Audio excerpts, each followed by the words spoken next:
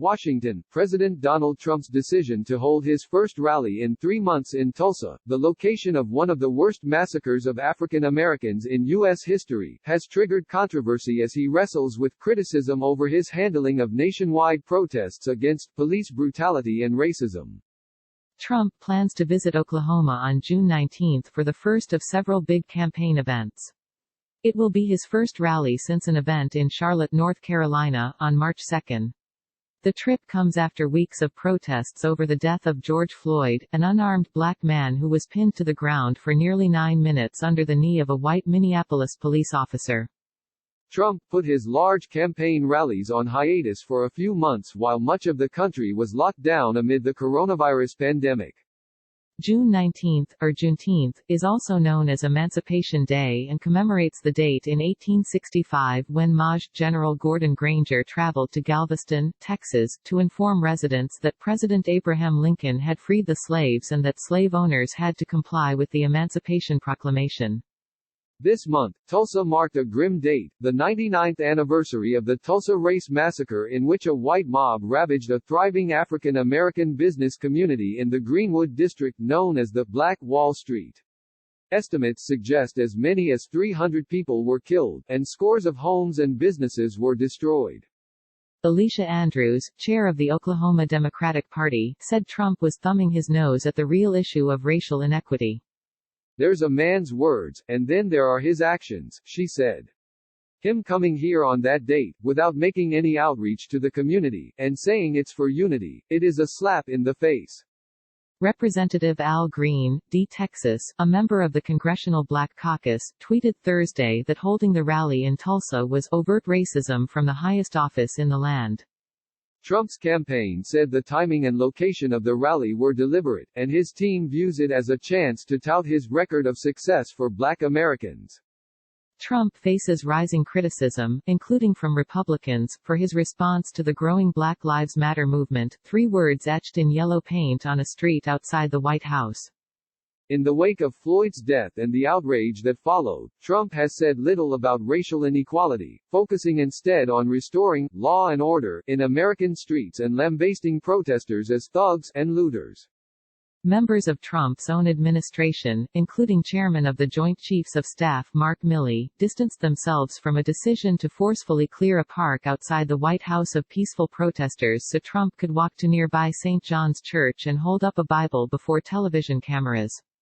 Milley said Thursday he had made a mistake in accompanying Trump on the walk. Michelle Brown, program coordinator and tour guide for the Greenwood Cultural Center in Tulsa, said the organization had not heard from the president or the Trump campaign about his planned visit and does not expect to. The community doesn't feel that Trump is genuinely interested in the history of the Greenwood district, Brown said, and that his visit to Tulsa during Juneteenth, as we are commemorating the 99-year anniversary of the massacre, is insulting.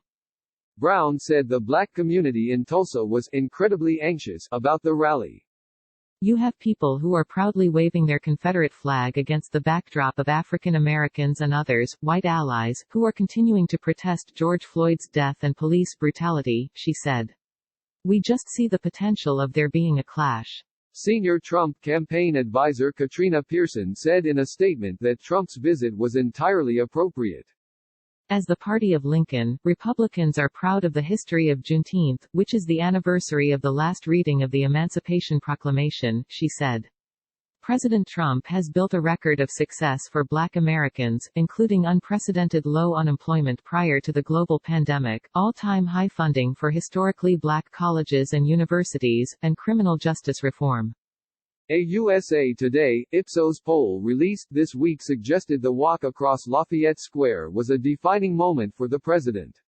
Nearly 9 of 10 Americans heard about the incident in which police used smoke canisters, pepper spray and other irritants to clear peaceful protesters. 2/3 of Americans, 63%, oppose the show of force, and almost half, 44%, say they strongly oppose it. The USA Today Ipsos poll also found that 60% of Americans say they trust the Black Lives Matter movement to promote justice and equal treatment for people of all races, compared with 38% who say they trust Trump. 51% say they trust presumptive Democratic presidential nominee Joe Biden. More, how police pushed aside protesters before Trump's controversial church photo. The president expressed vehement opposition to renaming military bases that bear the names of Confederate generals after top military officials suggested they were open to discussing changes. Trump argued that the bases are part of a great American heritage. The Trump administration frequently touts its record for helping African Americans when confronted with questions about racial injustice but has offered little detail on plans to address systemic racism and police brutality. The White House said Trump is looking at several unspecified proposals on criminal justice while congressional Democrats are working to pass sweeping legislation to combat police brutality and racial bias. Senator Tim Scott, the only African American Republican in the Senate, leads the GOP effort.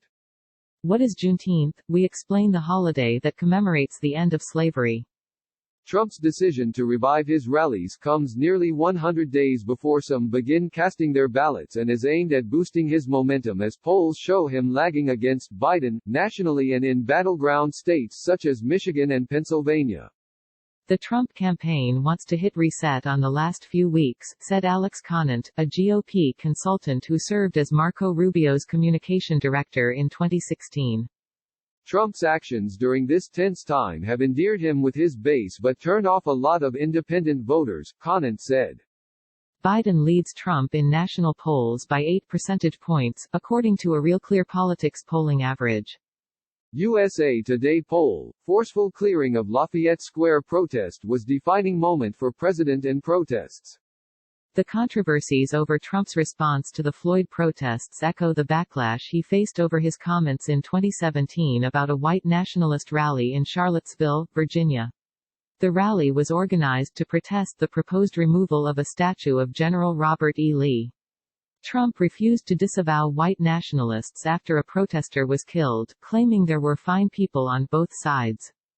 The challenge for Trump in Tulsa will be his message and the audience before him at the downtown Bach Center, Conant said. His rallies tend to attract overwhelmingly white audiences, and Conant said even if the president offers a message of unity, the optics of the event could overshadow that. He can have a very broad and uniting message that's completely undone by optics surrounding the event, he said. Senator James Lankford, R. Oklahoma, welcomed Trump's visit. I think if anyone's going to celebrate Juneteenth, they'd be Republicans because it happens to be a Republican president that declared emancipation, he said. I do think the president should spend some time talking on racial issues. It's an appropriate day. I think it's an appropriate place to be able to talk about it. Andrews, the chair of Oklahoma's Democratic Party, doesn't expect a unifying message. He refuses to have a meaningful conversation on racial inequality, and his visit on June 19 is worse than insensitive, it's mean-spirited, she said. Whenever our nation has been at a crossroads, he has not spoken up for unity.